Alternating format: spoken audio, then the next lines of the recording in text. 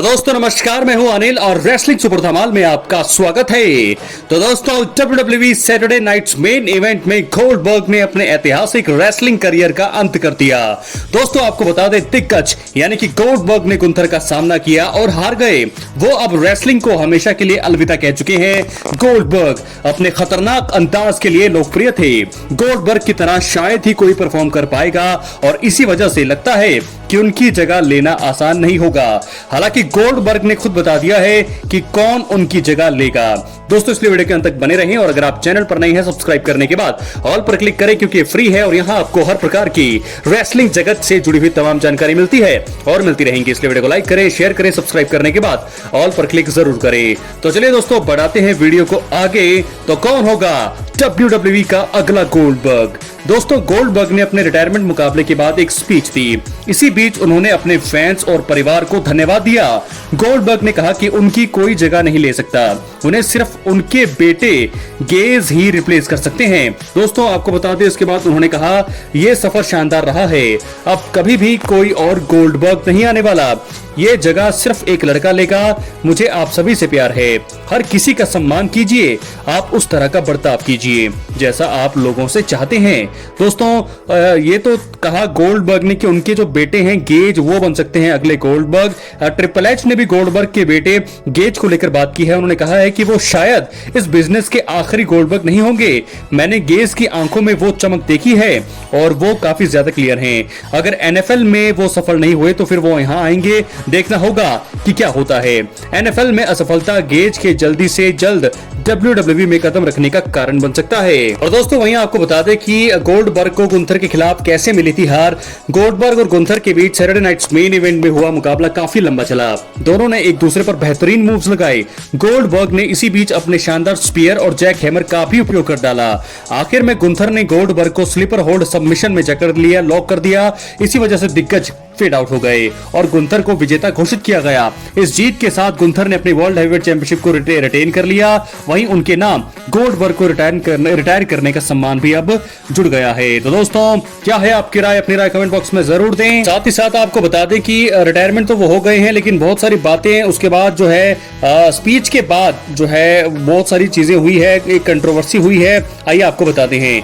Goldberg ने aerial हेलवानी को interview दिया। इसी बीच उन्होंने WWE पर आरोप लगाया और कहा कि जानबूझकर उनकी स्पीच के लिए तैयारी नहीं की गई। उन्होंने कहा मैं नहीं कह रहा कि उन्होंने ये जानबूझकर किया, मैं सिर्फ ये कह रहा हूं कि इस चीज के लिए जानबूझकर तैयारी नहीं की गई।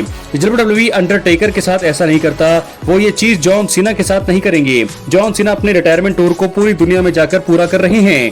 गोल्डबर्ग ने आगे कहा मेरा सिर्फ एक वर्ल्ड हेवीवेट चैंपियनशिप मुकाबला हुआ।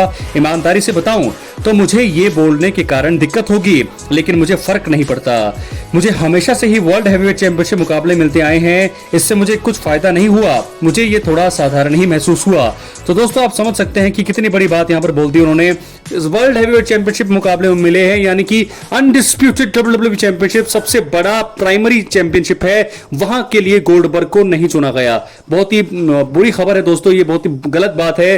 क्या आपको लगता है कि ये चीज है, ऐसा क्या होना चाहिए? गोल्डबर्ग WWE इतिहास के सबसे सफलतापूर्वक सबसे महान रेसलर हैं, जिनको आपने सिर्फ टॉप चैंपियनशिप नहीं दी, सेकेंडरी चैंपियनशिप के लिए उनको चुना। मुझे लगता है दोस्तों बहुत ही गलत बिहेव WWE की तरफ से हुआ है, उनको ध्यान देना चाहिए था। 173 मुकाबले जब उन्होंने आए थे, वो WWE में WCW हुआ करता था उस समय, 1990 की बात है, तब उन्होंने 173 मुकाबले लगातार जीते और ये दोस्तों कोई मजाक नहीं है। क्या लगता है आपको दोस्तों, क्या गोल्डबर्ग के साथ हुई है नाइंसाफी? अपने राय कमेंट बॉक्स में जरूर दें और अगर आप चैनल पर नए सब्सक्राइब करने के बाद ऑल पर क्लिक करें। अब हम बात करेंगे रोमन रेंस की। वापसी ने मचाया तहलका, व्यूज की बारिश से WWE की हो चुकी है बल्ले बल्ले। दोस्तों रोमन रेंस WWE के सबसे बड़े सुपरस्टार्स में से एक हैं। रोमन कुछ हफ्तों से एक्शन में नजर नहीं आ रहे थे और फैंस उन्हें मिस कर रहे थे। आखिरकार रोमन रेंस ने अपना रिटर्न किया और तहलका मचा दिया। उन्होंने ब्रॉन ब्रेकर और ब्रॉन्सन रीड का हाल बेहाल कर दिया। रोमन की वापसी ने WWE की बल्ले बल्ले करा दी है, क्योंकि उनसे जुड़ी वीडियोस पर व्यूज की बारिश हो रही है। दोस्तों आपको बता दें रोमन रेंस की वापसी आ रही है फैंस को बहुत ही ज्यादा पसंद। रोमन रेंस की रॉ में वापसी की उम्मीद लगाई जा रही थी, क्योंकि यहां से समरस्लैम 2025 के बिल्डअप की शुरुआत होने वाली थी और कुछ ऐसा ही हुआ। रॉ के अंत में रोमन रेंस ने वापसी करी और सीएम पंक, जे उसो को ब्रॉन्सन रीड और ब्रॉन ब्रेकर के हमले से बचाया। WWE ने रोमन रेंस की वापसी से जुड़ी रील इंस्टाग्राम पर पोस्ट की। रोमन की वापसी से जुड़ी सभी वीडियो 2 मिलियन से पार हैं। उनके रिटर्न की एक रील पर तो खबर लिखे जाने तक 5.6 मिलियन से ज्यादा व्यूज हैं। यूट्यूब पर भी रोमन की वापसी से जुड़ी क्लिप 1 मिलियन से ज्यादा व्यूज लाई है। तो कमाल धमाल है रोमन रेंस। तो व्यूज की बारिश तो रोमन रेंस ने ला दी है, तहलका मचा दिया है। अब लोग बहुत ज्यादा देखने वाले हैं, WWE को मिस नहीं करने वाले हैं, ये बात तो कंफर्म है। लेकिन अब क्या होगा रोमन रेंस का अगला कदम? रोमन रेंस की रेसलमेनिया 41 के बाद रॉ के एपिसोड में हालत खराब की गई थी। ब्रॉन ब्रेकर और रॉलिंस ने उन पर जबरदस्त अटैक किया था। उस समय ब्रॉन्सन रीड नहीं थे। सेथ रॉलिंस चोट के कारण अब बाहर है, लेकिन इससे पहले उनके ग्रुप में ब्रॉन्सन रीड की एंट्री हो गई थी। रोमन रेंस का लक्ष्य साफ तौर पर वापसी पर सेट और उनके ग्रुप से बदला लेना था। सेट उपलब्ध नहीं थे और इसी वजह से रोमन ने वापसी करके ब्रॉन्सन रीड और ब्रॉन ब्रेकर का हाल बेहाल कर दिया। रोमन आने वाले हफ्तों में भी इसी तरह से इन दोनों की हालत खराब कर सकते हैं। मुझे लगता है ऐसा ही होने वाला है। दोस्तों, रोमन रेंस और ब्रॉन ब्रेकर के बीच मैच कराने का बहुत ही अच्छा मौका है, क्योंकि हमने रॉयल रंबल में भी इन दोनों के बीच वो एक क्या बोलते हैं उसको कि बहुत ही जबरदस्त टक्कर देखी थी, जहां पर ब्रॉन ब्रेकर ने स्पीयर तो लगा दिया था रोमन को, लेकिन फिर भी रोमन ने ही उनको रॉयल रंबल से बाहर किया था। लेकिन अब चीजें खतरनाक तरीके से आगे बढ़ेंगी। रोमन और रॉलिंस के बीच फैंस समरस्लैम 2025 में मैच की उम्मीद लगा रहे थे, लेकिन अब सेथ रॉलिंस चोटिल है तो प्लान में बदलाव होगा। रोमन रेंस का ब्रॉन ब्रेकर के खिलाफ मैच बुक कराना एक अच्छा ऑप्शन होगा, क्योंकि ब्रॉन ब्रेकर को WWE का भविष्य माना जा रहा है और इसी वजह से उनका रोमन से मैच जरूर फैंस को पसंद आएगा। यह होना भी चाहिए, क्योंकि this should be the SummerSlam match, Roman Reigns versus Bron Breakker. दोस्तों, क्या लगता है आपको, क्या ऐसा होने वाला है? क्या रोमन रेंस जो हैं ब्रॉन ब्रेकर को ही चुनेंगे लड़ाई करने के लिए, या फिर कुछ और होगा? बहुत सारी चीजें हैं, बहुत सारा यहां पर सवाल हो रहे हैं, लेकिन फिलहाल रोमन और सेथ रॉलिंस के बीच मुकाबला होना था, यह बात तो कंफर्म है। लेकिन सेथ रॉलिंस तो नहीं अब नजर आ रही हैं। यह मुकाबला बहुत बड़ा होना था, लेकिन अब जो है यह मुकाबला रद्द कर दिया गया है और अब रोमन रेंस ने वापसी करी है। सीएम पंक, जे उसो को बचाया है। ब्रॉन्सन रीड ब्रॉन ब्रेकर पर हमला किया है, तो ऐसे में मुझे लगता है कि ब्रॉन ब्रेकर ही एक ऐसा विकल्प है जो उनके साथ लड़ने वाले हैं। दोस्तों, रॉ में हमला हुआ था, आप सबको मैंने कई बार बताया, इसीलिए वो हमले के कारण जो है रोमन बाहर थे। ब्रॉन ब्रेकर के वो 2 स्पीयर, उसके बाद से वो काफी टाइम से बाहर रहे, लेकिन अब उन्होंने ब्रॉन ब्रेकर पर किया है। दोस्तों, वो भी सिर्फ उन्होंने एक सुपरमैन पंच जड़ा है, स्पीयर अभी भी नहीं लगी है ब्रॉन ब्रेकर को, लेकिन आने वाले समय में आपको बता दूं ये होने वाला है जरूर, और यहां से मुकाबला बुक होगा। Roman Reigns versus Bron Breakker, SummerSlam 2025 के लिए हो जाइए तैयार। 3 अगस्त को होने वाला है ये महा event, Roman versus Bron Breakker. क्या है आपकी राय? कमेंट बॉक्स में जरूर दें, और अगर आप चैनल पर नहीं हैं, सब्सक्राइब करने के बाद ऑल पर क्लिक करें, क्योंकि फ्री है और यहां पर प्रकार की रेसलिंग जगत से जुड़ी हुई तमाम जानकारी मिलती है। एक और खबर जिसकी मुझे लगता है एक अपडेट देना आपको जरूरी है, बता दें जैसा कि समरस्लैम 2025 के पहली जो नाइट होगी वो मेन इवेंट होगी कोडी रोड्स नहीं, गुंथर बनाम सीएम पंक। ये होगा वर्ल्ड चैंपियनशिप के लिए मुकाबला। सीएम पंक क्या 14 सालों के बाद जीतेंगे, वर्ल्ड चैंपियन बनेंगे? ये भी एक बहुत बड़ा सवाल है। लेकिन इसी बीच क्या हो सकता है, गुंथर ने गोल्डबर्ग को रिटायर किया।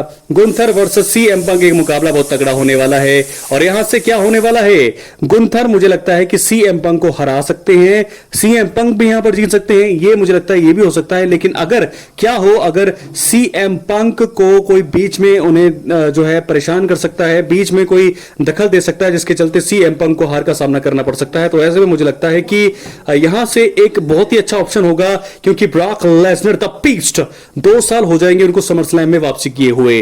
तो सीएम पंक वर्सेस गुंथर के मुकाबले के आखिरी क्षणों में मुझे लगता है ब्रॉक लेसनर की वापसी हो सकती है। ये एंडिंग हो सकती है समरस्लैम नाइट 1 के मेन इवेंट में, क्योंकि ब्रॉक लेसनर की वापसी टीज की जा रही है। और ऐसे में बहुत ही बड़ा सवाल यह है कि क्या गुंथर को कन्फ्रंट करने वाले हैं ब्रॉक लेसनर? ऐसा दोस्तों मैं आपको कई बार कह चुका हूं कि गुंथर वर्सेस ब्रॉक लेसनर एक बहुत ही बड़ा मुकाबला होगा, एक ड्रीम मैच है।